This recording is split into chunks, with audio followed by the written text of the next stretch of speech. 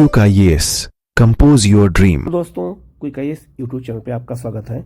आज हम लोग NCERT science class 10th chapter number 7 को देखेंगे। जीव जनन कैसे करते हैं, चाहे वो मानव हो और चाहे पेड़ पौधे हो, उनके बारे में यहाँ डिटेल में बताया गया है। तो आप वीडियो को पूरा देखिएगा। कहीं कोई डाउट हो तो आप कमेंट करके पूछिएगा, उसका जवाब आपको दिया जाएगा। आप लोग चैनल को सब्सक्राइब कर लीजिएगा, बेल आइकन को प्रेस कर लीजिएगा, जिससे इस तरह क्लास आपको लगातार मिलती रहे। हम लोग शुरू करते हैं सीधे लेसन की ओर। 10th एनसीईआरटी का 7वां चैप्टर है जीव जनन कैसे करते हैं। तो जो जीव, चाहे वो जंतु हो और चाहे वो पौधे हों, उनमें जनन क्रिया कैसे होती है, उसी के बारे में डिटेल में बताया गया है। वीडियो आप लोग पूरा देखिएगा। कहीं कोई डाउट हो तो आप कमेंट पे पूछिएगा, उसका जवाब आपको दिया जाएगा। ठीक है, शुरू करते हैं। लिखा है, जीवों के जनन की क्रिया विधि पर चर्चा करने से पूर्व आइए हम एक जो है मूलभूत प्रश्न करें। ठीक है, कि जीव जनन क्यों करते हैं। जो जीव हैं उनमें जनन की क्रिया क्यों होती है। वास्तव में पोषण, श्वसन अथवा उत्सर्जन जैसे आवश्यक जैव प्रक्रमों की तुलना में किसी जो है बेस्ट जीव को जीवित रहने के लिए जनन आवश्यक नहीं है। दूसरी ओर जीव को संतति उत्पन्न करने के लिए अत्यधिक ऊर्जा व्यय करनी पड़ती है। जब जो है अगर कोई जीव जब जनन करता है तो काफी ऊर्जा व्यय होती है। फिर जीव उस प्रक्रम में अपनी ऊर्जा व्यर्थ क्यों करे जो उसके जीवित रहने के लिए आवश्यक नहीं है। कक्षा में इस प्रश्न को संभावित उत्तर खोजना अत्यंत रोचक होगा। ये बच्चों के लिए एक होमवर्क के रूप में दिया गया है। आगे लिखा है, इस प्रश्न का जो भी उत्तर हो, परंतु यह स्पष्ट है कि हमें विभिन्न जीव इसलिए दृष्टिगोचर होते हैं क्योंकि वह जनन करते हैं। ठीक है, जितने भी जीव होते हैं उनमें जनन की प्रक्रिया होती है, तभी वो परंपरा आगे बढ़ती है, वंश आगे बढ़ता है और जीव जंतुओं का विकास लगातार होता रहता है। यदि वह जीव एकल होता अथवा कोई भी जनन द्वारा अपने सदृश जो है बेष्टि उत्पन्न नहीं करता तो संभव है कि हमें उसके अस्तित्व का पता ही नहीं चलता। अगर याद रखना, कहने मतलब यह है कि अगर कोई जीव जनन नहीं करता तो उसके अस्तित्व का पता ही नहीं चलता। किसी प्रजाति में पाए जाने वाले जीवों की विशाल संख्या ही हमें उसके अस्तित्व का ज्ञान कराती है। हमें कैसे पता चलता है कि दो जो है बेस्ट मतलब जीव एक ही प्रजाति के सदस्य हैं। सामान्यतः हम ऐसा इसलिए कहते हैं क्योंकि वह एक समान दिखाई देते हैं। ठीक है, जब कोई जीव एक समान दिखाई देते हैं तो हम ये कह सकते हैं कि वो एक ही प्रजाति से जुड़े हुए हैं। अतः जनन करने वाले जीव संतति का सृजन करते हैं जो बहुत सीमा तक उसके समान दिखते हैं। तो जब कोई जो है बच्चा पैदा होता है किसी जीव के तो बिल्कुल उसी तरह दिखता है। ठीक है, उसी तरह का जो है होता है जैसे उसके जो है जीन होते हैं, वो बिल्कुल उसी तरह का पाया जाता है। ऐसा नहीं है कि कोई जो है कुत्ते का अगर बच्चा हो तो बिल्ली नहीं दे सकता। अगर कुत्ता जो है कभी बिल्ली नहीं बच्चे को नहीं दे सकता है। तो जो जीव होगा उसी जीव का वो और जो है बच्चा पैदा करेगा, उसी के बारे में वो बता रहा है। ठीक है, आगे लिखा है, क्या जीव पूर्णतया अपनी प्रतिकृति का सृजन करते हैं। मतलब यह हुआ कि जो जीव होते हैं बिल्कुल अपनी ही तरह के कोई जो है कॉपी, जो फोटो कॉपी कहते हैं, तो उसी को प्रतिकृति का सृजन करते हैं या नहीं करते हैं, उसका क्वेश्चन यहाँ पे पूछा गया। तो उसका आंसर इस पैराग्राफ पे दिया गया है। तो लिखा है, विभिन्न जीवों की अभिकल्प आकार और आकृति समान होने के कारण ही वे सादृश्य प्रतीत होते हैं। शरीर का अभिकल्प समान होने के लिए उनका ब्लूप्रिंट भी समान होना चाहिए। उनका ब्लूप्रिंट क्या होना चाहिए? समान होना चाहिए। अतः अपने आधारभूत स्तर पर जनन जीव के अभिकल्प का ब्लूप्रिंट तैयार करता है। कक्षा 9 में आप पढ़ चुके हैं कि कोशिका के केंद्रक में पाए जाने वाले गुणसूत्रों के डीएनए, ठीक है, डी जो है ऑक्सी राइबो न्यूक्लिक अम्ल कहते हैं। तो डीएनए का कभी कभी एग्जाम में फुल फॉर्म भी पूछा जा सकता है। तो जनन प्रक्रिया में जो है कोशिका के केंद्रक में जो गुणसूत्रों का डीएनए पाया जाता है, इसी से जो है उनके आनुवंशिक क्रियाएं प्रभावित होती हैं। और डीएनए का फुल फॉर्म क्या है, कभी कभी एग्जाम में ये भी पूछ देते हैं, तो ये भी आपको याद रखना है। ठीक है, जो जनन से संतति पीढ़ी में जाता है, कोशिका के केंद्रक के डीएनए में प्रोटीन संश्लेषण हेतु सूचना निहित होती है। इस संदेश के भिन्न होने की अवस्था में बनने वाली प्रोटीन भी भिन्न होती है। ठीक है, वो भी अलग हो जाएगी। विभिन्न प्रोटीन के कारण अंतः शारीरिक अभिकल्प में भी विविधता होती है। तो प्रोटीनों में विविधता के कारण जो है शारीरिक विविधता पाई जाती है। किसी के जो है होते हैं मनुष्य, जैसे मानव का कोई भी जो है अगर बच्चा पैदा होता है तो रहेगा उसी तरह का, लेकिन सब कुछ अंग वैसे ही रहेंगे, लेकिन प्रोटीन की जो है विविधता के प्रोटीन के कारण क्या होता है, शरीर में कुछ अंग जो है परिवर्तन हो जाते हैं। उसी चीज को बताने का वो प्रयास कर रहा है। कभी कभी जो है कुछ बच्चे जो है बौने होते हैं, कुछ ज़्यादा लंबे हो जाते हैं, ये सब क्रियाएं उसमें बताई जा रही हैं। ठीक है, आगे बढ़ते हैं। अतः जनन की मूल घटना डीएनए की प्रतिकृति बनाता है।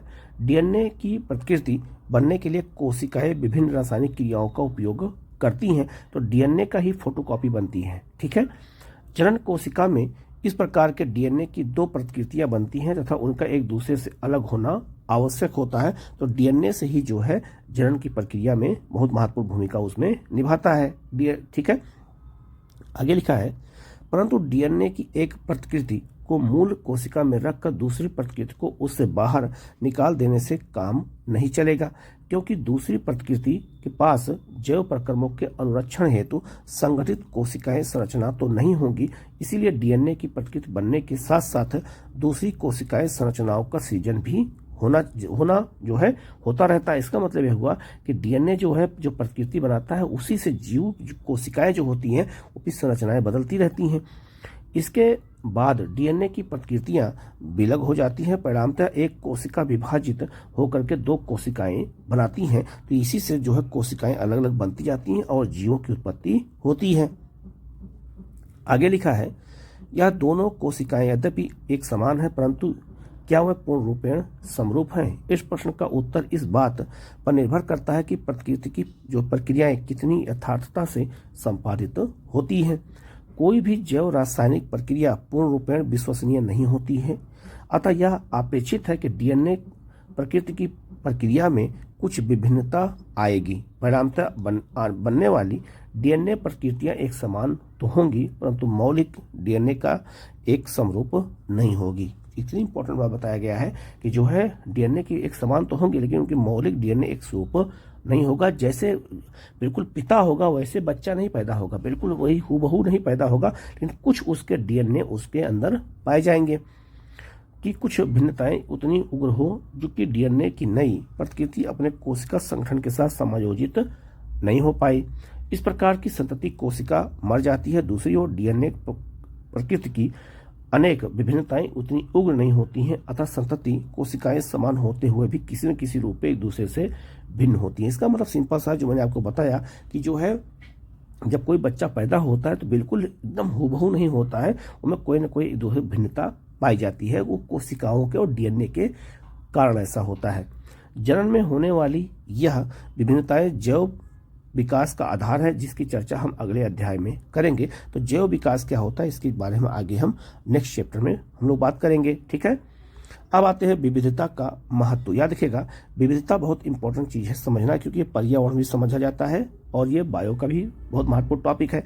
विविधता एक मानव में भी होती है, जीव जंतुओं में भी होती है, पेड़ पौधों में होती है। जैसे आपके घरों में बहुत सारे फूल लगे होंगे, तो फूल सब है, लेकिन सब में क्या पाई जाती है? डाइवर्सिटी पाई जाती है, विविधता पाई जाती है। मानव सब है, सबके पास दो हाथ हैं, दो पैर हैं, ठीक है, सब कुछ है, लेकिन फिर भी उनमें चेहरे की बनावट, डीएनए अलग है सबका, जीन सबका अलग अलग है, तो उसी को हम विविधता कहते हैं। तो विविधता का महत्व क्या है इसको हमें जानना बहुत जरूरी है, क्योंकि पर्यावरण का भी बहुत महत्वपूर्ण टॉपिक है। तो लिखा है, अपनी जनन क्षमता का उपयोग कर जीवों की जो है समिष्ट परितंत्र में स्थान अथवा निकेत ग्रहण करते हैं। मतलब यह हुआ कि जनन क्षमता के उपयोग के आधार पर जीव जो है अपने परितंत्र को ही निवास बना लेते हैं। जनन के दौरान डीएनए प्रतिकृति का अविरोध जीव की शारीरिक संरचना और डिजाइन के लिए अत्यंत महत्वपूर्ण है, जो उसे विशिष्ट निकेत के योग्य बनाता है। मतलब विशिष्ट पर्यावरण के अनुकूल वो बनाता है। तो सब अपने पर्यावरण में ही रहते हैं, वो पर्यावरण के लिए अनुकूलता प्रदान करती है। अतः किसी प्रजाति स्पीसीज की समष्टि के अस्थायित्व का संबंध जनन से होता है, तो जनन से ही वो संबंधित होता है किसी प्रजाति की अस्तित्व का। ठीक है, परंतु निकेत मतलब पर्यावरण में अनेक परिवर्तन आ सकते हैं जो जीवों के नियंत्रण से बाहर हैं। ठीक है, ये बिल्कुल सही है कि जीव उनको नियंत्रित नहीं कर सकते, जो पर्यावरण में परिवर्तन होते हैं। पृथ्वी का ताप कम या अधिक हो सकता है। जल स्तर में परिवर्तन अथवा किसी उल्का पिंड का टकराना इसके कुछ उदाहरण हो सकते हैं। ठीक है, जिससे पर्यावरण नुकसान हो सकता है, लेकिन इसको जीव किसी आधार पर परिवर्तित नहीं कर सकता है। यदि एक समिष्ट अपने निकेत के अनुकूल है अथवा निकेत में कुछ उग्र परिवर्तन आते हैं तो ऐसी अवस्था में समिष्ट का जो है समूल विनाश भी संभव है।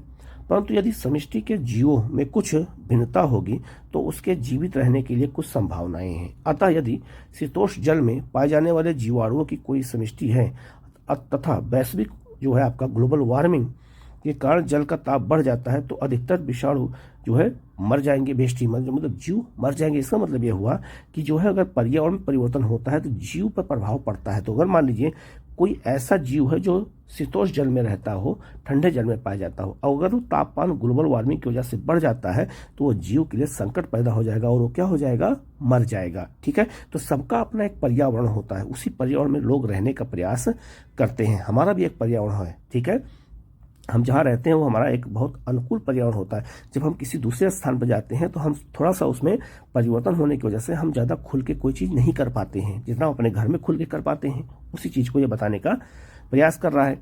आगे लिखा है, परंतु उष्ण प्रतिरोधी क्षमता वाले कुछ परिवर्तन भी जीवित रहते हैं, तब वृद्धि करते हैं। अतः विभिन्नताएं स्पीसीज की उत्तरजीविका बनाए रखने में उपयोगी होती है। तो जितनी विविधता होगी उतना प्रजातियों की उत्तरजीविका के लिए उपयोगी होगा, उतना उनके रहने के लिए अनुकूलता बनी रहेगी। ठीक है, आगे बढ़ते हैं। एकल जीवों में जनन की विधि कैसे होती है। बहुत सारे एकल जीव होते हैं, उसमें जनन कैसे होता है हम इसको समझते हैं। और एकल जीव कौन से होते हैं ये भी जानने का प्रयास करते हैं। तो लिखा है इष्ट। आप समझ सकते हैं जो इष्ट होता है वो एक जीव होता है, एक ही कोशिका का बना होता है। तो इष्ट की वृद्धि तथा दूसरे क्रियाकलाप में कवक की वृद्धि के तरीके की तुलना कीजिए, ज्ञात कीजिए कि इनमें क्या अंतर है। तो चाहे आपका कवक हो चाहे आपका जो है इष्ट हो, ये सब क्या है, एक ही कोशिका के बने होते हैं। इस चर्चा के बाद कि जनन किस प्रकार कार्य करता है, आइए हम जाने कि विभिन्न जीव वास्तव में किस प्रकार जनन करते हैं।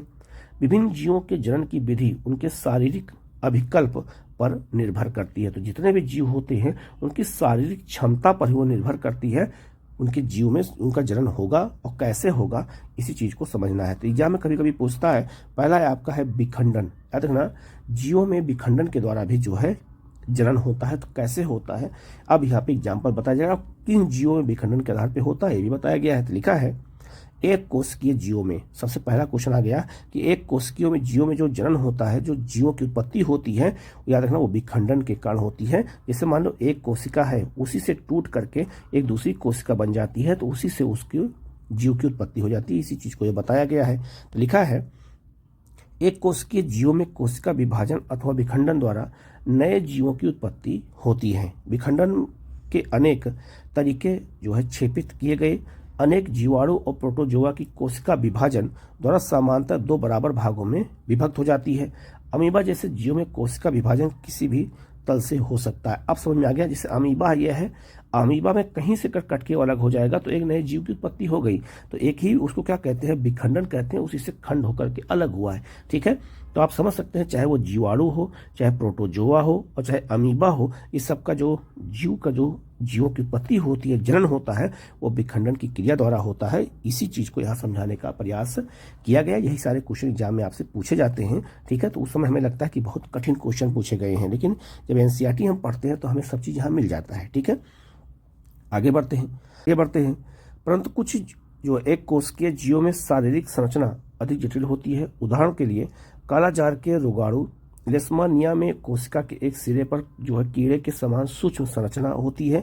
ऐसे जीवों में विखंडन द्वारा निर्धारित तल से होता है। मलेरिया परजीवी, इसके अलावा प्लेज्मोडियम जैसे अन्य एक कोशिकीय जीव एक साथ अनेक सतत कोशिकाओं में विभाजित हो जाते हैं, जिसे बहुखंडन कहते हैं। ठीक है, तो इस चीज को आप समझ सकते हैं कि कैसे इनमें होता है, इस चीज को बताया गया है। दूसरी ओर इष्ट कोशिका के छोटे जो है मुकुल उभर कर कोशिका से अलग हो जाते हैं और स्वतंत्र रूप से वृद्धि करते हैं। इसी चीज को अलग अलग जो है समझाया गया। अब आप देख सकते हैं यहाँ पे अमीबा को दिखाया गया। जैसे अमीबा है, अमीबा से ही जो है टूट करके जो है ये द्विखंडन हुआ है और दो अलग अलग हो गए हैं। अभी दो अलग अलग जीव हो गए हैं, तो इसी को जो है विखंडन की क्रिया कहते हैं। जब एक ही कोशिका में होता, तो एक कोशिका से ही जो जीव उत्पन्न होते हैं वो विखंडन की प्रक्रिया द्वारा ही होते हैं। उसी चीज को यहाँ पर अलग अलग मैप के माध्यम से बताया गया है। ठीक है, अब आते हैं खंडन क्या होता है। अभी तक हमने क्या पढ़ा, विखंडन। तो जो खंडन होता है वो तो बहु कोशिकाओं में होता है, लेकिन जो खंडन होता है वो एक कोशिकाओं में होता है। अब यहाँ बहु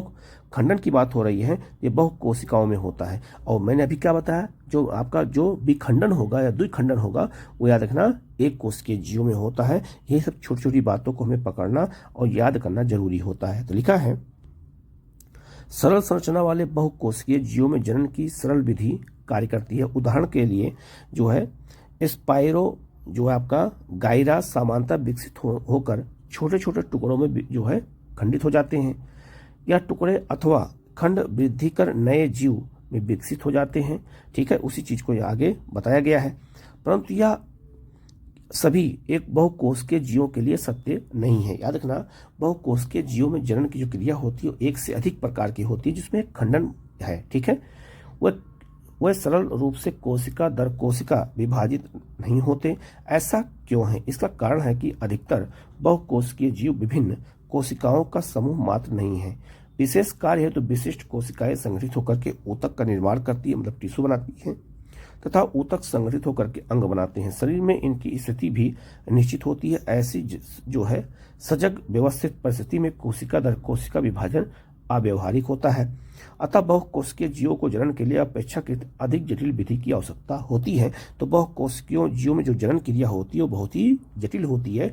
उसको अलग अलग तरीके से हमें यहाँ पर समझना होगा, नहीं तो यहाँ से क्वेश्चन अगर आएगा तो गलत हो जाएगा। ठीक है, लिखा, आगे बढ़ते हैं। बहुकोशिकीय जीवों द्वारा प्रयुक्त एक सामान्य युक्ति यह है कि विभिन्न प्रकार की कोशिकाएं विशिष्ट कार्य के लिए दक्ष होती हैं। बिल्कुल सही है। इस सामान्य व्यवस्था का परिचालन करते हुए इस प्रकार के जीवों में जनन के लिए विशिष्ट प्रकार की कोशिकाएं होती हैं। क्या जीव अनेक प्रकार की कोशिकाओं का बना होता है? बिल्कुल सही है। इसका उत्तर है कि जीव में कुछ ऐसी कोशिकाएं होनी चाहिए जिसमें वृद्धि क्रम जो है आपका प्रसरण और उचित परिस्थिति में विशेष प्रकार की कोशिका बनाने की क्षमता हो। ठीक है, तो ऐसी कोशिकाओं की आवश्यकता होती है। और बहु कोशिकाओं में अलग अलग कोशिकाओं के अलग अलग काम होते हैं। उसी चीज को यहाँ बताया गया है। ठीक है, अब हम लोग जो आपका पुनर्जनन कैसे होता है इसके बारे में जान लेते हैं। तो लिखा है, पूर्ण रूपेण विभेदित जीवों में अपने कायिक भाग से एक जीव के निर्माण की क्षमता होती है। अर्थात यदि किसी कारणवश जीव जो है छत विक्षत हो जाता है अथवा कुछ टुकड़ों में टूट जाता है तो उसके अनेक टुकड़े वृद्धि कर नए जीव में विकसित हो जाते हैं। ठीक है, जैसे हाइडा और प्लेनेरिया जैसे सरल प्रणालियों को यदि कई टुकड़ों में काट दिया जाए तो प्रत्येक टुकड़ा विकसित होकर के पूर्ण जीव का निर्माण कर देता है। तो हाइडा हो चाहे आपका बहुत सारे ऐसे जीव होते हैं, अगर उनको कई टुकड़ों में काट दिया जाए तो वो टुकड़े अलग अलग कट करके और फिर वो अलग अलग जीवों का विकास कर लेते हैं। इसको कहते हैं जो आपका पुनर्जनन कहते हैं। ये भी बहुत महत्वपूर्ण है, समझना जरूरी है। अब आपसे पूछा जा सकता है एग्जाम में कि हाइड्रा में चाहे आपका प्लेनेरिया जैसे जीव में जो है जनन कैसे होता है, तो आपका पुनर्जनन होता है, ये आपको बताना होगा। ठीक है, आगे बढ़ते हैं। ऐसे क्वेश्चन एग्जाम में आपसे पूछे जाएंगे, बात याद रखिएगा। ठीक है, आगे लिखा है, यह जो है आपका पुनरुत्थान कहलाता है। पुनर्जनन विशिष्ट कोशिकाओं द्वारा संपादित होता है। इन कोशिकाओं के क्रम प्रसरण से अनेक कोशिकाएं बन जाती हैं। ठीक है, कोशिकाओं के इस समूह से परिवर्तन के दौरान विभिन्न प्रकार की कोशिकाएं और ऊतक बनते हैं। यह परिवर्तन बहुत व्यवस्थित रूप से क्रम से होता है, जिसे परिवर्धन कहते हैं। परंतु जो आपका पुनर्जनन जनन के समान नहीं होता है। इसका मुख्य कारण यह है कि प्रत्येक जीव के किसी भी भाग को काट करके समानतः नए जीव उत्पन्न नहीं होता है। तो सब में ऐसा नहीं हो सकता है, केवल कुछ जीवों में ऐसा होता है, और जिनके बारे में यहाँ पर बताया गया है कि पुनर्जनन कैसे होता है और किन जीवों के लिए ये महत्वपूर्ण है। ठीक है, अब आते हैं मुकुलन क्या होता है। तो आप देख सकते हैं मुकुलन की अवस्था में हाइड्रा जैसे आपका देख सकते हैं, तो इसमें जो है ये जीव है, यहीं से जो है एक छोटा सा जीव निकलता है उसी से, और एक नया जो है अलग से वो बन जाता है, जीव बन जाता है। तो उसी से निकल करके जो बनता है उसको क्या कहते हैं? मुकुलन कहते हैं। उसी चीज को ये बताने प्रयास किया गया है। ये भी जो है क्या है, तो ये भी जो है आपका जनन का एक प्रकार है। तो लिखा है, हाइड्रा जैसे कुछ प्राणी पुनर्जनन की क्षमता वाली कोशिकाओं का उपयोग जो है मुकुलन के लिए करते हैं। हाइड्रा में कोशिकाओं के नियमित विभाजन के कारण एक स्थान पर उभार विकसित हो जाता है, जैसे भी बताया गया है। यह उभार मुकुल वृद्धि करता हुआ नन्हे जीव में बदल जाता है, जैसे यहाँ बताया गया है, तथा पूर्ण विकसित होकर के जनन से अलग होकर के स्वतंत्र जीव बन जाता है। बाद में ये उससे अलग हो जाता है और एक नया जीव बन जाता है। उसी चीज को यहाँ पर ये चित्र के माध्यम से बताया गया है। अब आते हैं आपका कायिक प्रजनन क्या होता है, इसको समझने का प्रयास करते हैं। यहाँ से भी क्वेश्चन एग्जाम में कई बार पूछा गया है। तो लिखा है आपका, ऐसे बहुत से पौधे हैं जिनमें कुछ भाग जैसे जड़, तना, पत्तियां उपयुक्त परिस्थितियों में विकसित होकर के एक नया पौधा उत्पन्न करते हैं। जैसे सुना होगा गुलाब का फूल, गुलाब के फूल में कहीं बीज नहीं देखा होगा, केवल एक क्या करते हैं, एक जो है उसके तने को काट के लगा देते हैं, तो उसे हम क्या कहते हैं, कायिक प्रवर्धन कहते हैं। तो याद रखना, जब उसके जो है किसी जीव का जो है या किसी जो है जड़ से, तना से, पत्ती से जब कोई जीव उत्पन्न होते हैं तो उसको जो है ऐसे ही कहते हैं। अधिकतर जंतुओं के विपरीत एकल पौधे इस क्षमता का उपयोग जनन की विधि के रूप में करते हैं। जो का पर्तन, कमल या रोपण जैसी कायिक प्रवर्धन की तकनीक का उपयोग कृषि में भी किया जाता है। जैसे गन्ना, गुलाब, अभी मैंने आपको बताया, तो गन्ना, गुलाब या अंगूर जो है इनके कुछ उदाहरण हैं जो तने से ही इनका विकास हो जाता है। उसी क्या कहते हैं, कायिक प्रवर्धन कहते हैं।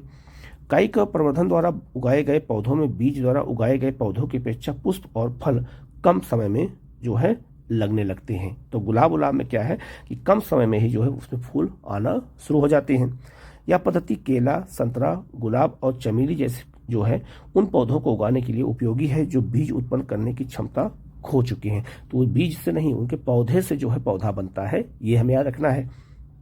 कायिक प्रजनन का दूसरा लाभ यह भी है कि इस प्रकार उत्पन्न सभी पौधे आनुवंशिक रूप से जनन पौधे के समान ही होते हैं। जैसा वो पौधा होता है, बिल्कुल नया पौधा निकलता है, बिल्कुल वैसे ही होते हैं, लेकिन वो जो है बीज से ना होकर के वो तने से ही उत्पन्न हो जाते हैं।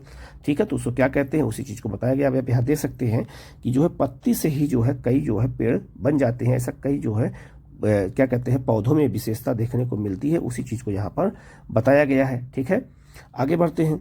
लिखा है, इसी प्रकार जो है आपका ब्रायोफिलर की पत्तियों के कोर पर कुछ कलिकाएं विकसित होकर के मृदा में गिर जाती हैं और नए पौधे का जो है विकास हो जाता है, विकसित हो जाता है। उसी चीज को यह बताया गया है। ये ब्रायो जो आपका फिलम नामक पौधा है, उसी की पत्ती को यह दिखाया गया है कि कैसे उससे नया पौधा बन जाता है। ठीक है, आगे बढ़ते हैं हम लोग। लिखा है, ऊतक संवर्धन क्या होता है, पर इसको देख लेते हैं, तब हम आगे बढ़ते हैं, क्योंकि इसी छोटी छोटी जानकारियां भी बहुत महत्वपूर्ण होती है जो एनसीईआरटी में दी जाती हैं। तो लिखा हुआ है, ऊतक संवर्धन क्या है।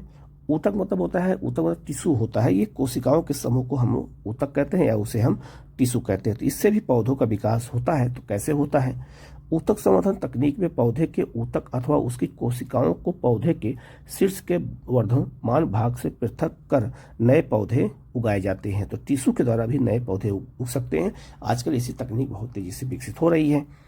इन कोशिकाओं को कृत्रिम पोषण माध्यम में रखा जाता है, जिससे कोशिकाएं विभाजित होकर के अनेक कोशिकाओं का छोटा समूह बनाती हैं, जिसे जो है क्या कहते हैं, केलस कहते हैं। केलस की को वृद्धि और विभेदन के हार्मोन युक्त एक अन्य माध्यम में हस्तांतरित करते हैं।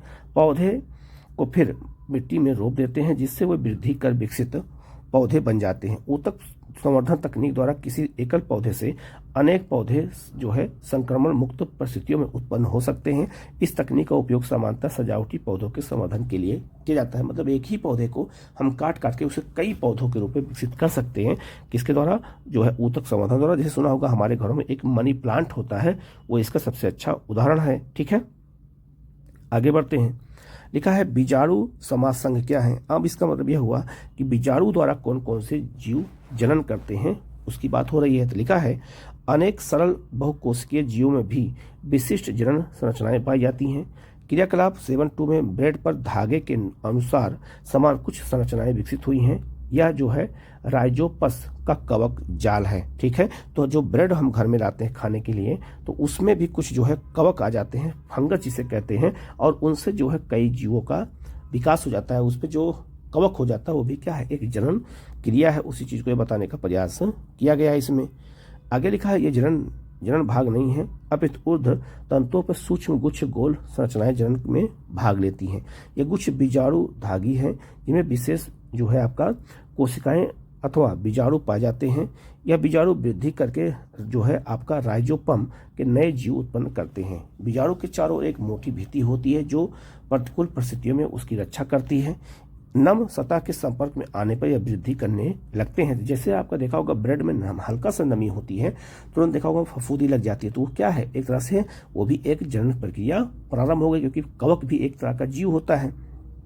अतः अगर कहा जाए तो अब तक जनन की जिन विधियों में हमने चर्चा की है उन सभी में नई पीढ़ी का सृजन केवल एकल जीव द्वारा होता है। इसे हम अलैंगिक जनन कहते हैं। तो जब एक जीव से जो है कोई बच्चा पैदा होता है, कोई संतति उत्पन्न होती है, तो उसे हम अलैंगिक जनन कहते हैं। तो अभी हमने केवल अलैंगिक जनन के बारे में पढ़ा, एक जीव के बारे में हमने पढ़ा है। अब हम लोग आते हैं जो है लैंगिक जनन के बारे में, देखते हैं कि लैंगिक जनन होता कैसे है। लिखा है, हम जनन की उस विधि से भी परिचित हैं जिसमें नई संतति उत्पन्न होते करने हेतु जो दो बेस्ट मतलब एकल जीवों की भागीदारी होती है। तो उसमें केवल एक ही जीव मिल करके लैंगिक जनन का काम करते हैं, उसमें नर मादा नहीं होते हैं। ना तो एकल बैल संतति बछड़ा पैदा कर सकता है और ना ही एकल मुर्गी से नए चूजे उत्पन्न हो सकते हैं, मतलब इसमें दो की आवश्यकता होगी। ऐसे जीवों में नवीन संतति उत्पन्न करने हेतु नर और मादा दोनों लिंगों की आवश्यकता होती है। तो नर और मादा दो लिंग की आवश्यकता होगी। इस लैंगिक जनन की सार्थकता क्या है? क्या अलैंगिक जनन की कुछ सीमाएं हैं जिनकी चर्चा हम ऊपर कर चुके हैं। तो लैंगिक जनन में एक ही जीव से होगा और जो लैंगिक जनन होगा उसमें दो जीव होंगे, एक नर होगा एक मादा होगा, तब बच्चे का जन्म होगा। ठीक है, अब आते हैं, लिखा है लैंगिक जनन प्रणाली क्यों। ठीक है, अभी हमने किसकी बात किया था, अलैंगिक की। अब लैंगिक जनन प्रणाली क्यों जरूरी है, हम इसकी बात करेंगे। तो लिखा है, एकल पैतृक कोशिका से दो संतति कोशिकाओं के बनने में डीएनए की प्रतिकृति बनना और कोशिकाएं संगठन दोनों ही आवश्यक हैं। जैसा कि हम जान चुके हैं कि डीएनए प्रतिकृति की तकनीक पूर्णतः यथार्थ नहीं है, परिणामी उसमें त्रुटियां जीव की समष्टि में भिन्नता का स्रोत होना बिल्कुल सही है। जीव प्रत्येक विभिन्नता वाला संरचित नहीं हो सकती है, परंतु स्पीसीज की समष्टि में पाई जाने वाले विभिन्नता उस स्पीसीज के अस्तित्व को बनाए रखने में सहायक है।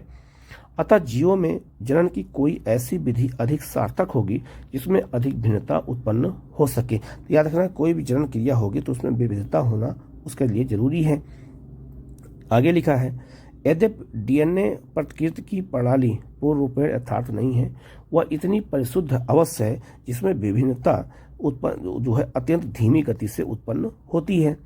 यदि डीएनए प्रतिकृति की क्रियाविधि कम परिशुद्ध होती तो बनने वाले डीएनए की प्रतिकृतियां कोशिका संरचना के साथ सामंजस्य नहीं रख पाती हैं, परिणामतः कोशिका की मृत्यु हो जाती है। अतः जो है परिवर्तन उत्पन्न करने के प्रक्रम को किस प्रकार गति दी जा सकती है, प्रत्येक डीएनए की प्रतिकृति में नई विभिन्नता के साथ साथ पूर्व पीढ़ियों की विभिन्नताएं भी संग्रहित होती रहती है। मतलब यह हुआ कि जो डीएनए होता है उसमें जब जीव उत्पन्न होता है उसमें कुछ नए विशिष्टताएं पाई जाती है, लेकिन जो पुराना जीव होता है जैसे उसके पिता के उसके माता के भी कुछ जो है जो पुरानी पीढ़ी है उसके भी कुछ जो है उसमें चीजें लक्षण उसमें दिखाई देते हैं जो नया जीव उत्पन्न होता है। अतः समष्टि के दो जीवों में संग्रहित विभिन्नताओं के पैटर्न भी काफी भिन्न होंगे, क्योंकि यह सभी विभिन्नताएं जीवित वेष्टि में पाई जा रही हैं, वेष्टि मतलब जीव में पाई जा रही हैं।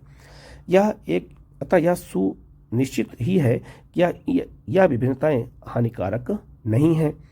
दो अथवा अधिक एकल जीवों की विभिन्नताओं के संयोजन से विभिन्नताओं के नए संयोजन उत्पन्न होंगे, क्योंकि इस प्रक्रम में दो विभिन्न जीव भाग लेते हैं। तो जो जीव आपस में भाग लेते हैं जब नर और मादा, तब जाकर के एक नए जीव का उत्पन्न होता है। अतः प्रत्येक संयोजन अपने आप में अनोखा होगा। लैंगिक जनन में दो भिन्न जीवों से प्राप्त डीएनए को समाहित किया जाता है, तो उसमें माता और पिता नर और मादा के दोनों को डीएनए शामिल होते हैं, तब एक नया जीव उत्पन्न होता है। ठीक है, आगे बढ़ते हैं। परंतु इससे एक और समस्या पैदा हो सकती है। यदि सतत पीढ़ी में जनन को जीवों के डीएनए का युग्मन होता रहे तो प्रत्येक पीढ़ी में डीएनए की मात्रा पूर्व पीढ़ी की अपेक्षा दुगनी होती जाएगी। ये भी बिल्कुल सही है। तो जैसे ही दूसरे में हम सतति में जाता है दूसरी पीढ़ी में, तो डीएनए की मात्रा क्या होगी, दुगनी होती जाएगी। इससे डीएनए द्वारा कोशिकीय संगठन का नियंत्रण टूटने की अत्यधिक संभावना है। इस समस्या के समाधान के लिए हम कितने तरीके सोच सकते हैं, हम इस पर विचार कर सकते हैं। आगे बढ़ते हैं। लिखा है कि हम पहले ही जान चुके हैं कि जैसे जैसे जीवों की जटिलता बढ़ती जाती है वैसे वैसे ऊतकों की विशिष्टता बढ़ती जाती है। भी बिल्कुल सही है। जैसे जैसे जीवों में जटिलता बढ़ती है वैसे वैसे उनके टिश्यू भी विशिष्ट होते चले जाते हैं।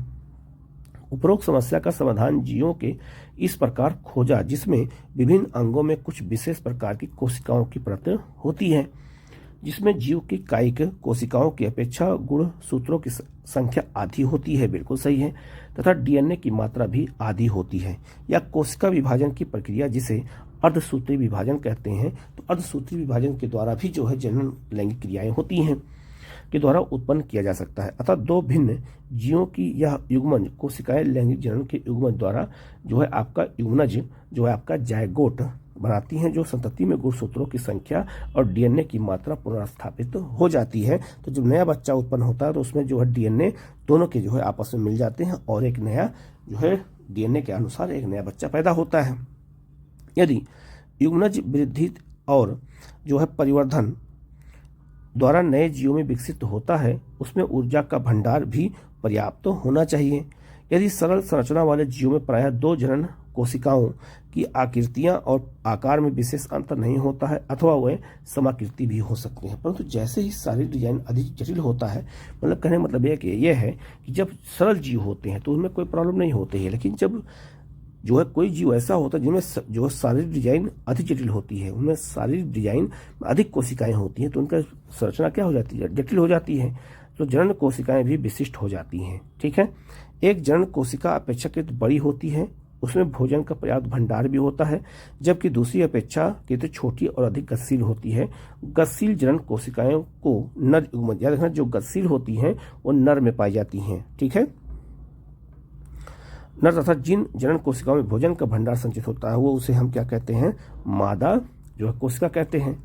अगले कुछ अनुभागों में हम देखेंगे कि इन दो प्रकार के जो आपका जो कोशिकाएं के सृजन की आवश्यकता, युग्मज मतलब होता है कोशिका कि नर और मादा जो है बेष्टीय जननों में विभेद उत्पन्न किए हैं तथा कुछ जीवों में नर और मादा में शारीरिक अंतर भी स्पष्ट दृष्टिगोचर होते हैं, ये इसमें बताया गया है। तो हम लोग आगे जब पढ़ेंगे तो उसमें हमें मादा और नर के बारे में और डिटेल में बताया गया है। मादा और जो नर होते हैं उनके अलग अलग जननांगों के बारे में बताया गया है। अब यहाँ हम लोग एक पुष्प को देखते हैं।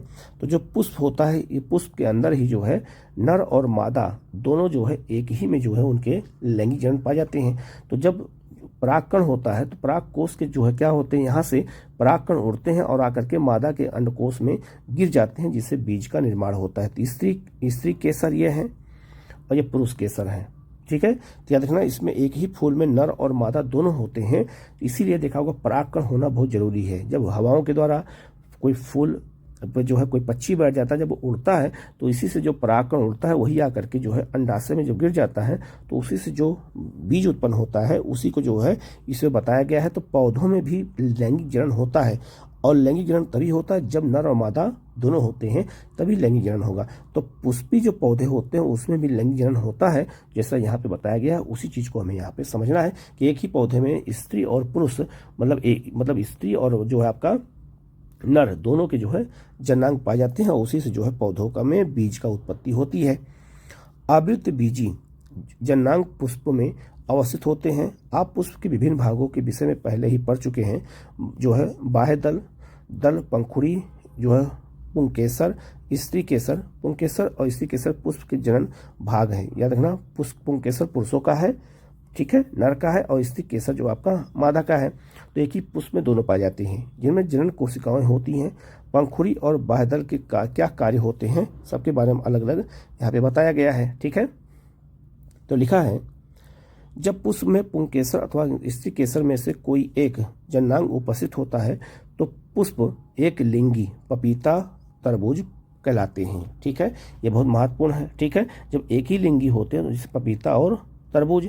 जब पुष्प में पुंकेसर और स्त्री केसर दोनों उपस्थित होते हैं, याद रखना कभी कभी ऐसे पुष्प होता है जिसमें केवल पुंकेसर या स्त्री केसर ही केवल उत्पन्न होते हैं, जैसे पपीता में और तरबूज में। लेकिन कुछ पुष्प ऐसे होते हैं जिसमें पुरुष और मादा दोनों होते हैं। गुड़हल, सरसों, तो उन्हें अभयलिंगी पुष्प कहते हैं। तो क्वेश्चन एग्जाम में आया हुआ है कि अभयलिंगी पुष्प किसे कहते हैं, जिसमें नर और मादा दोनों के गुण उपस्थित हों। लेकिन याद रखना, जो आपका एक लिंगी पुष्प किसे कहते हैं, तो उसे कहते हैं जिसमें केवल या तो मादा हो या तो फिर नर हो। पुंकेसर नर जनांग होते हैं जो परागकण बनाते हैं। परागकण यही बनाते हैं कौन, पुंकेसर, यहीं से उड़ के मादा के अंडाशय में गिरता है। परागकण सामान्यतया पीले हो सकते हैं। आप कभी फूल खा के देखें, जब उस पर फूल को आप जब मसलते हैं तो उस पीले कलर का कुछ न कुछ लग जाता है, उसी को हम परागकण कहते हैं। आपने देखा होगा कि जब आप किसी पुष्प के पुंकेसर को छूते हैं तब हाथ में एक पीला पाउडर लग जाता है। अभी मैंने आपको बताया। स्त्री केसर पुष्प के केंद्र में अवस्थित होता है, ठीक है, बिल्कुल केंद्र में होता है, तथा यह पुष्प का मादा जनांग होता है। यह 3 भागों में बटा होता है। आधार पर उभरा हुआ फूला हुआ भाग अंडाशय होता है, मध्य में लंबा उभरा भाग वर्तिका होती है और शीर्ष भाग पर वर्तिकांग होता है। उसी चीज को यहाँ बताया गया, अब आप देख सकते हैं, ठीक है। यहाँ देख सकते हैं, ये आपका जो है क्या है, ये आपका वर्तिकांग है, ये आपका वर्तिका है और ये आपका अंडाशय है। तो यहाँ से परागकण जो उड़ के जब नीचे आके यहाँ गिरता है तभी जो है वो क्या बन जाता है, उसमें बीज उत्पन्न होता है। उसी चीज को ये बताने का प्रयास किया गया है, ठीक है। आगे बढ़ते हैं। लिखा है आगे जो है पुंकेसर जनांग होते हैं जो परागकण करते हैं। परागकण सामान्यतः पीला हो सकते हैं। आपने देखा होगा, जो मैंने आपको बताया पाउडर होते हैं। स्त्री केसर पुष्प के केंद्र में जो है अवस्थित होता है। अयथा पुष्प का मादा जनांग होता है, 3 भागों में बटा होता है। अभी मैंने बताया, जो प्रायः चिपचिपा होता है उसमें क्या क्या होता है, अंडाशय होता है, वर्तिका होती है और वर्तिकांग होता है, जो मैंने आपको भी बताया है। अंडाशय में बीजांड होते हैं तथा प्रत्येक बीजांड में एक अंड कोशिका होती है।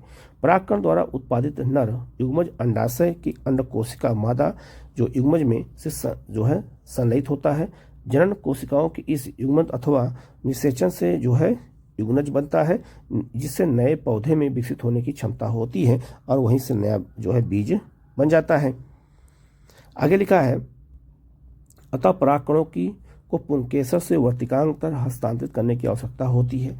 यदि परागकणों का यह हस्तांतरण उसी पुष्प के वर्तिकांग पर होता है तो यह स्वपरागकण कहलाता है। परंतु एक पुष्प के परागकण दूसरे पुष्प पर हस्तांतरित होते हैं, जो उसे जो है आपका परागण कहते हैं।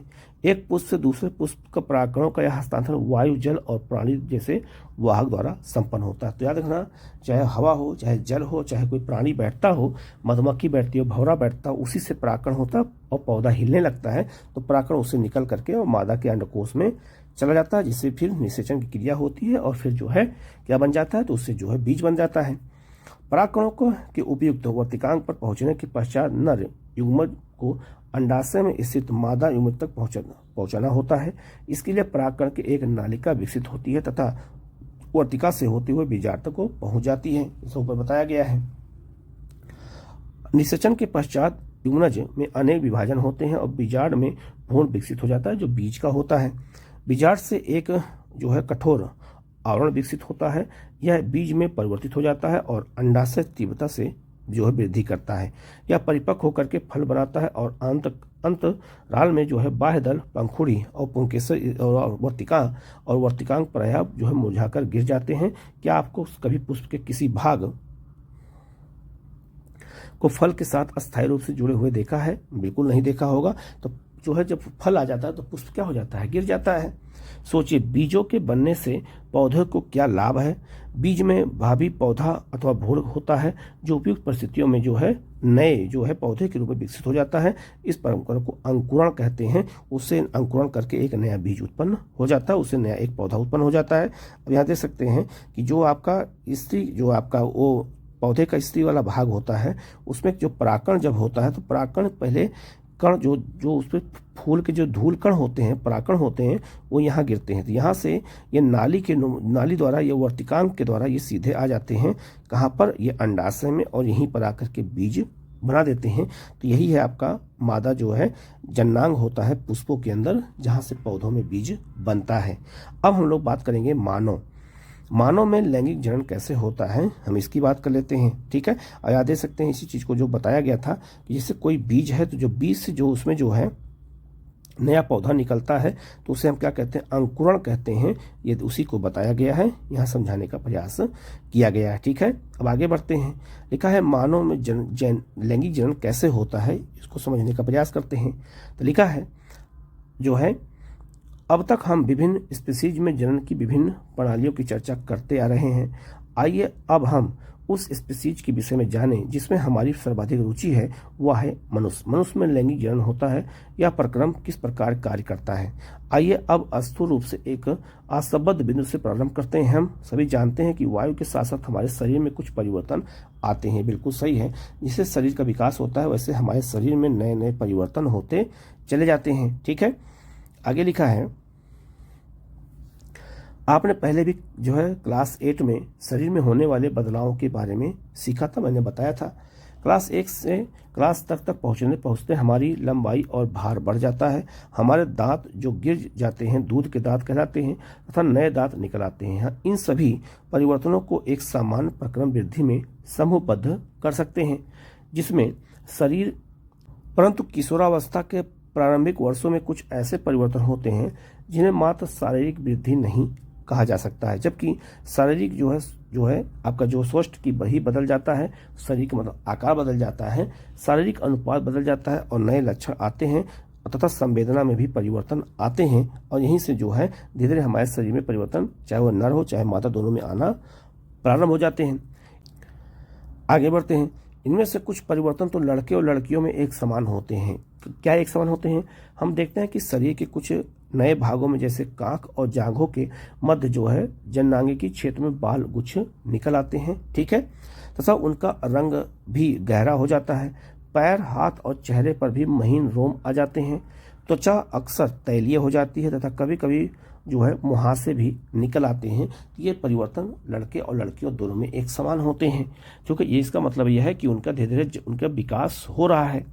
हम अपने और दूसरों के प्रति अधिक सजग हो जाते हैं, आकर्षित होने लगते हैं। ठीक है, उसी को बताने का प्रयास कर रहा है।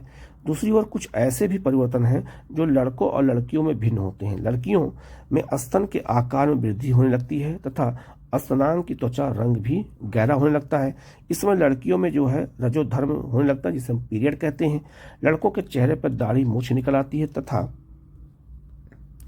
तथा उनकी आवाज फटने लगती है। ठीक है, साथ ही जो है दिवा स्वप्न अथवा रात्रि में श्वसन भी अक्सर जो है निवर्धन के कारण जो है उर्ध हो जाता है। मतलब जो है ये स्वप्न दोष कहते हैं इस तरह से। ठीक है, तो उसमें अस्पर्म निकल आता है, उसी चीज को बताने का प्रयास कर रहा है जो इस समय लड़कों में होता है। ये सभी परिवर्तन महीनों वर्षों की अवधि में मंद गति से होते हैं। ये परिवर्तन सभी व्यक्तियों में एक समय अथवा एक निश्चित आयु में नहीं होते हैं, अलग अलग हो सकते हैं। ठीक है, ऐसा नहीं है कि सबको एक साथ ही होता है। कुछ व्यक्तियों में ये परिवर्तन कम आयु में और तीव्रता से होते हैं, जबकि अन्य में मंद गति से होते हैं। तो सबका अपना अपना डीएनए अलग है, हार्मोन अलग है, इसलिए सब में जो है ये क्रिया अलग अलग तरीके से होती है। प्रत्येक परिवर्तन तीव्रता से पूर्ण भी नहीं होता है। उदाहरण के लिए लड़कों के चेहरे पर पहले जो है छितराए हुए या कुछ मोटे बाल परिलक्षित होते हैं तथा धीरे धीरे यह वृद्धि एक जैसी हो जाती है। फिर इन सभी परिवर्तनों में विभिन्न व्यक्तियों के बीच विविधता परिलक्षित होती है। जैसे कि हमारे जो है नाक नक्श अलग अलग है, उसी प्रकार इन बालों की वृद्धि का पैटर्न, स्तन अथवा श्वसन की जो है आकृति, आकार भी भिन्न होते हैं। ठीक है, यह सभी परिवर्तन शरीर की लैंगिक परिपक्वता के पहलू होते हैं। ठीक है, ऐसा नहीं है कि एक समान ही एक ही लक्षण पाए जाएं। इस आयु में शरीर में लैंगिक परिपक्वता क्यों परिलक्षित होती है? हम बहुकोशिकीय जीवों में विशिष्ट कार्यों के संपादन हेतु विशिष्ट प्रकार की कोशिकाओं की आवश्यकता की बात कर चुके हैं। तो विशिष्ट हमारे पास क्या है? हमारे पास बहुत सारी कोशिकाएं हैं, हर कोशिकाओं का अपना एक काम है। लैंगिक जनन में भाग लेने के लिए जनन कोशिकाओं का उत्पादन इसी प्रकार का एक विशिष्ट कार्य है तथा हम देख चुके हैं कि पौधों में भी इस हेतु विशेष प्रकार की कोशिकाएं और ऊतक विकसित होते हैं। प्राणियों जैसे कि मानव भी इस कार्य हेतु विशिष्ट ऊतक विकसित करता है। यद्यपि किसी व्यक्ति के शरीर में युवावस्था के आकार हेतु वृद्धि होती है, परंतु शरीर के संसाधन मुख्यतः इस वृद्धि के प्रति की ओर लगे रहते हैं। इस प्रक्रम चलते ऊतक मतलब जनन ऊतक की परिपक्वता मुख्य जो है प्राथमिकता नहीं होती है उस समय जब वो किशोरावस्था में होते हैं। धीरे धीरे उनकी वृद्धि होना प्रारंभ होती है। ठीक है, आगे लिखा है, अतः जैसे जैसे शरीर सामान्य वृद्धि पर धीमी होनी शुरू होती है, ऊतक जनन ऊतक परिपक्व होना आरंभ हो जाते हैं और किशोरावस्था की इस अवधि को यौन आरंभ भी कहा जाता है। ठीक है, तो जैसे जैसे वो जो है किशोरावस्था में प्रवेश करते हैं वैसे हमारे अंग जो है अलग अलग जो है विकसित होने लगते हैं और उसमें जो है लैंगिक क्रियाओं की जो है क्षमता होना शुरू हो जाती है। अतः वह सभी परिवर्तन जिनकी हमें चर्चा की जनन प्रक्रम से किस प्रकार संबंध है, हमें याद रखना चाहिए कि लैंगिक जनन प्रणाली का अर्थ है कि दो भिन्न व्यक्तियों की जनन कोशिकाओं का परस्पर संलयन। ठीक है, इनमें दो जो है कोशिकाओं का मिलन होना जरूरी है। जो है अलग अलग व्यक्तियों के जनन कोशिकाओं के द्वारा ही ऐसा होता है। यह जनन कोशिकाओं में बाह्य रोमन द्वारा हो सकता है, जैसे कि पुष्पीय पौधों में होता है, अथवा दो जीवों के परस्पर संबंध द्वारा जनन कोशिकाओं के आंतरिक हस्तांतरण द्वारा भी हो सकता है, जैसा कि अनेक प्राणियों में होता है। बिल्कुल सही है। यदि जंतुओं को संगम के इस प्रक्रम में भाग लेना हो तो वह आवश्यक है कि दूसरे जीव उनकी लैंगिक परिपक्वता की पहचान कर सकें, आकर्षित हो सके, उनकी पहचान सकें कि ये जो है यौन आरंभ में हो गए हैं या नहीं गए हैं। जैसे यौन आरंभ की अवधि में अनेक परिवर्तन जैसे बालों का नवीन पैटर्न इस बात का संकेत है कि लैंगिक परिपक्वता आ रही है। ठीक है, तो हमें यह भी पहचानना है कि जो है लैंगिक परिपक्वता दूसरे में आ रही है या नहीं आ रही है। ठीक है, इसीलिए हमारे यहाँ शादी की एज बनाई गई है, लड़कियों की अलग लड़कों की अलग। ठीक है, दूसरी ओर व्यक्तियों के बीच जनन कोशिकाओं के वास्तविक हस्तांतरण हेतु विशिष्ट अंग अथवा संरचना की आवश्यकता होती है। उदाहरण के लिए श्वसन के उद्भव होने की क्षमता जो है, ठीक है, जो इसे हम कहते हैं मनुष्य में जो लिंग होता है उसकी बात हो रही है। स्तनधारियों जैसे कि मानव में शिशु मां के शरीर में लंबी अवधि तक गर्भस्थ रहता है तथा जन्मों उपरांत स्तनपान करता है। इन सभी स्थितियों के लिए मादा के जननांगों और स्तन का परिपक्व होना आवश्यक है। ठीक है, अतः जनन तंत्र के विषय में हम और आगे जानेंगे। तो जो है यही सब चीजें हैं जिनके माध्यम से जनन की क्रियाएं संपन्न होती हैं और नए संतान के लिए वो जरूरी है। अब यहाँ देख सकते हैं, ये आपका मानव का नर जनन अंग को दिखाया गया है। ठीक है, ये उसको दिखाया गया है। ठीक है, और यहाँ पर जो है आपका जो है मादा जो है जननांग को दिखाया गया है। ठीक है, इसमें गर्भाशय कहाँ पे है, अंडाशय कहाँ है, जो आप अंडवाहिका कहाँ है, इस चीज को बताया गया है। ठीक है, अब आगे बढ़ते हैं हम लोग। तो लिखा है आपका नर जनन अंग क्या होता है, तो उसी चीज को यहाँ बताया गया है। तो लिखा है जो है आपका जनन कोशिका उत्पादित करने वाले अंग अथवा जनन कोशिकाओं को निषेचन के स्थान पर पहुंचाने वाले अंग संयुक्त रूप से नर जनन तंत्र कहलाते हैं। नर जनन कोशिका जो है अथवा शुक्राणु का निर्माण जो है आपका कहाँ होता है, वृषण में होता है। तो शुक्राणु मतलब यहाँ पे स्पर्म होता है। ठीक है, तो उसका जो है विकास कहाँ होता है, तो वृषण में होता है। यह उदर गुहा के बाहर वृषण कोष में स्थित होता है। इसका ये आपका ये है। ठीक है, इसका कारण यह है कि शुक्राणु उत्पादन के लिए आवश्यक ताप शरीर के ताप से कम होता है। टेस्टोस्टेरोन हार्मोन के उत्पादन और स्रावित से वृषण की भूमिका की चर्चा हम पहले भी अध्याय में कर चुके हैं।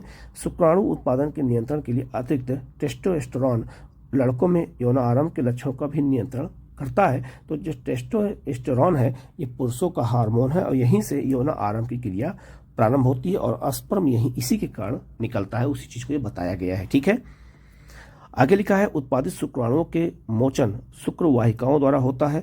ये शुक्र वाहिकाएं मूत्राशय से मतलब कि आने वाली नली से जुड़ करके एक संयुक्त नली होती है। अतः मूत्र मार्ग शुक्राणुओं और जो है यूरिन दोनों के प्रवाह के उभय मार्ग हैं। ठीक है, तो जो आपका स्पर्म निकलता है और जो आपका यूरिन निकलता है उसके लिए एक ही मार्ग होता है पुरुषों में, वही बताने का प्रयास कर रहा है।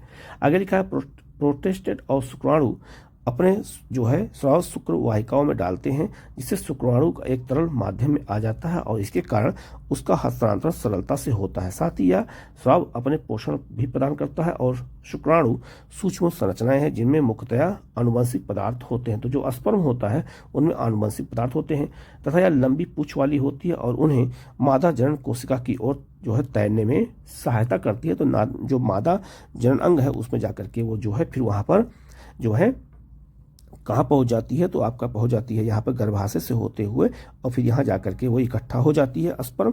उसी चीज को ये बताने का प्रयास कर रहा है। ठीक है, आगे बढ़ते हैं। लिखा है आपका मादा जनन तंत्र क्या होता है। मादा जनन कोशिकाओं अथवा अंड कोशिका का निर्माण अंडाशय में होता है। ये कुछ हार्मोन भी उत्पादित करती हैं। ठीक है, उसी चीज को यहाँ बताया गया अंग के बारे में। ठीक है, लड़कियों के मतलब कि मादा के। आगे लिखा है आपका, लड़की के जन्म के समय ही अंडाशय में हजारों अपरिपक्व अंड होते हैं। दोनों आरंभ में इसमें से कुछ परिपक्व होते लगते हैं और 2 में से एक अंडाशय द्वारा प्रत्येक माह का एक अंड परिपक्व हो जाता है और महीन अंडवाहिका अथवा फैलोपियन ट्यूब द्वारा यह अंड कोशिका गर्भाशय तक ले जाते हैं। 2 अंड वाहिकाएं संयुक्त होकर के एक लचीली थैलेनुमा संरचना का निर्माण करती है, जिसमें गर्भाशय कहते हैं।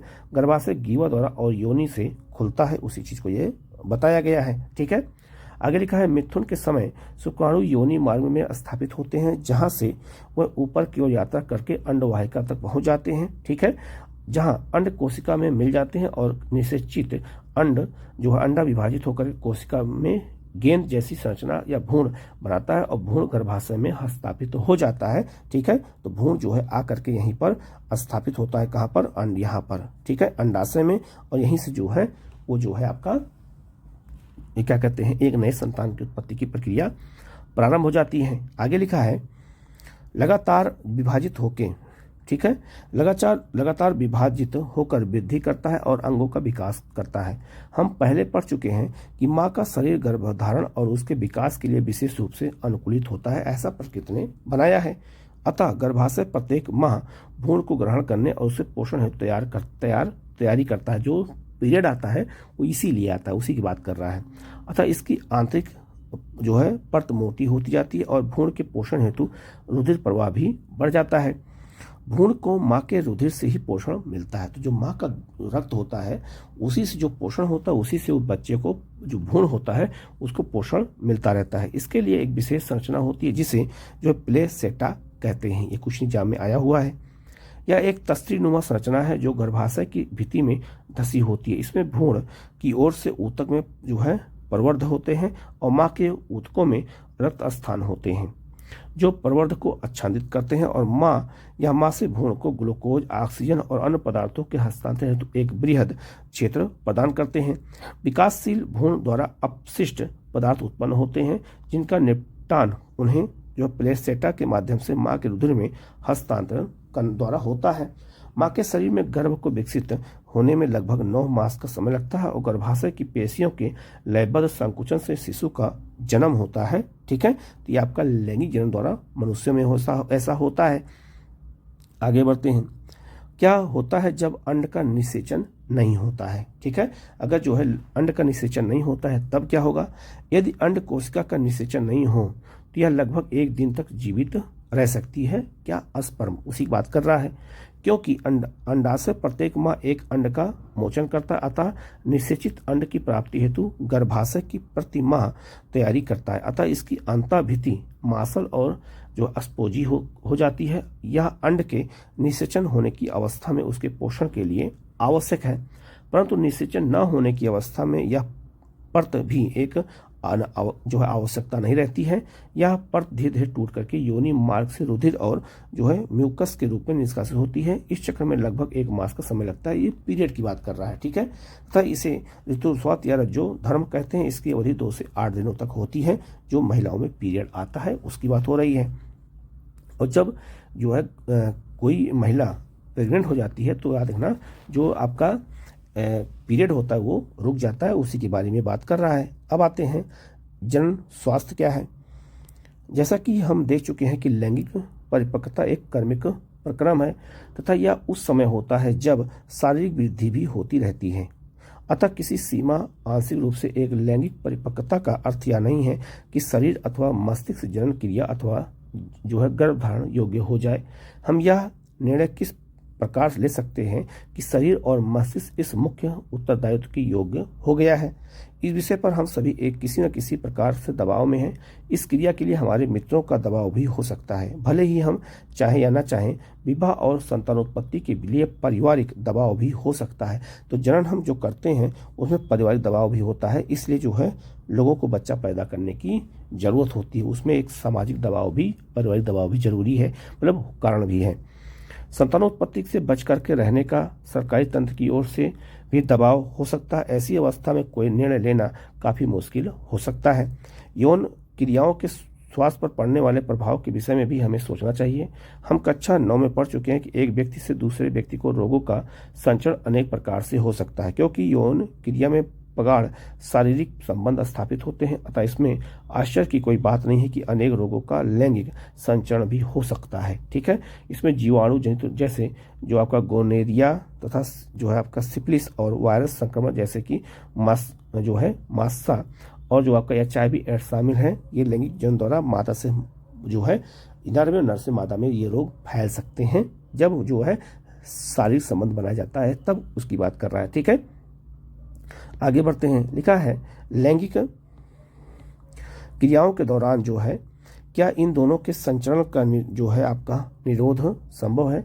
श्वसन के लिए आवरण अथवा कंडोम के प्रयोग से इसमें अनेक रोगों के संचरण का कुछ सीमा तक निरोध संभव है। तो ऐसा कंडोम के द्वारा इसे जो है किया जा सकता है, उसी चीज को ये बताने का बात कर रहा है। आगे लिखा है यौन लैंगिक क्रिया द्वारा गर्भधारण की संभावना जो है सदा बनी रहती है। गर्भधारण की अवस्था में स्त्री शरीर और भावनाओं की मांग और आपूर्ति बढ़ जाती है, और यदि वह इसके लिए तैयार नहीं है तो इससे उसका स्वास्थ्य पर विपरीत प्रभाव पड़ता है। तो नर और मादा दोनों को तैयार होना जरूरी है। अतः गर्भधारण रोकने के अनेक तरीके खोजे गए हैं या गर्भरोधी तरीके अनेक प्रकार के हो सकते हैं। एक तरीका यांत्रिक अवरोध का है, जिसमें शुक्राणु अंड कोशिका तक न पहुंच सके। श्वसन को ढकने के लिए कंडोम अथवा योनि में रखने वाले अनेक युक्तियों का उपयोग किया जा सकता है। दूसरा तरीका शरीर में हार्मोन संतुलन के परिवर्तन का है, जिसमें अंड का मोचन नहीं होता है, अतः निषेचन नहीं हो सकता है। ये दवाएं सामान्यतः गोली के रूप में ली जाती हैं, परंतु ये हार्मोन संतुलन की परिवर्तित करती हैं। मतलब ये है कि जो है अगर संतान उत्पन्न नहीं करना चाहते हैं या जो है रोगों से हम बचना चाहते हैं तो उसके लिए तरीका तमाम बताए गए हैं। उसी चीज को ये इस चैप्टर में बताया गया है। ठीक है, इसमें तो बहुत ज्यादा इंपॉर्टेंट नहीं है, उसी चीज को ये बताने का प्रयास किया गया है। इस अध्याय में हमने क्या क्या सीखा। अन्य जैव प्रक्रमों के विपरीत किसी जीव के अपने अस्तित्व के लिए जनन आवश्यक नहीं है। जनन में एक कोशिका द्वारा DNA के प्रतिकृति का निर्माण अथवा अतिरिक्त कोशिकीय संगठन का सृजन होता है। विभिन्न जीवों द्वारा अपनाए जाने वाले जनन की प्रणाली उनके शारीरिक अविकल्प पर निर्भर करती है। खंड विधि में जीवाणु और प्रोटोजोआ की कोशिका विभाजित होकर के 2 या अधिक संतति कोशिका का निर्माण कर सकती हैं। ये भी मैंने आपको बताया था। यदि हाइडा जैसे जीवों का शरीर कई टुकड़ों में जो विलग हो जाए तो प्रत्येक भाग में जो है एक नए जो है पुनर्जनन द्वारा नए जीव विकसित हो जाते हैं। इनमें कुछ मुकुल भी उभार कर जीव में विकसित हो जाते हैं, भी मैंने आपको बताया था। आगे लिखा है कुछ पौधों में कायिक प्रवर्धन द्वारा जड़, तना और पत्ती से नए पौधे विकसित होते हैं। किसके द्वारा? तो कायिक प्रवर्धन द्वारा, जैसे आपका गन्ना हो गया, गुलाब हो गया। अगला लिखा है उपरोक्त अलैंगिक जनन के उदाहरण है जिनमें संतति की उत्पत्ति एक एकल जीव द्वारा होती है। लैंगिक जनन में संतति उत्पादन हेतु 2 जीव भाग लेते हैं, नर और मादा। DNA प्रतिकृति की तकनीक से जो है विभिन्न ऊतक उत्पन्न होती है जो प्रजातियों के अस्तित्व के लिए लाभप्रद है। लैंगिक जनन द्वारा अधिक भिन्नताएं उत्पन्न होती हैं। पुष्पी पौधों में जनन प्रक्रम में परागकण परागकोश से स्त्रीकेश के वर्तिकांग तक हस्तांतरित होते हैं, जिसे परागण कहते हैं। इसका अनुगमन निषेचन द्वारा होता है। यौन आरंभ में शरीर में अनेक परिवर्तन होते हैं। उदाहरण की लड़कियों में स्तन का विकास और लड़कों के चेहरे पर नए बालों का आना लैंगिक परिपक्वता के चिन्ह माने जाते हैं। ठीक है, आगे लिखा है मानव में नर जो है जनन तंत्र में वृषण, शुक्राणु वाहिकाएं, शुक्राशय, प्रोस्टेट ग्रंथि, मूत्रमार्ग और श्वसन होते हैं। जो वृषण शुक्राणुओं द्वारा उत्पन्न होते हैं, जो स्पर्म होते हैं, उसकी बात हो रही है। ठीक है, मानव के मादा जनन तंत्र में अंडाशय, अंड डिब्बी, जो डिब्बवाहिनी, अंडाशय और वो गर्भाशय और योनि पाए जाते हैं। ठीक है, मानव में लैंगिक जनन क्रियाओं में शुक्राणुओं का स्त्री की योनि में हस्तांतरण होता है और निषेचन डिब्बवाहिनी में होता है। आगे लिखा है गर्भ निरोधक युक्तियां अपना करके गर्भधारणा को रोका जा सकता है, प्रेगनेंसी को रोका जा सकता है। कंडोम, गर्भ निरोधक गोलियां, कॉपर्टी और अन्य युक्तियां इसके प्रमुख उदाहरण है। उसी के बारे में ये बताया गया है। तो चैप्टर में जो महत्वपूर्ण चीज़ था मैंने बता दिया है। आप लोग वीडियो को पूरा देखिएगा। कहीं कोई डाउट हो तो आप कमेंट करके पूछेगा, उससे जवाब आपको दिया जाएगा। Okay, thank you.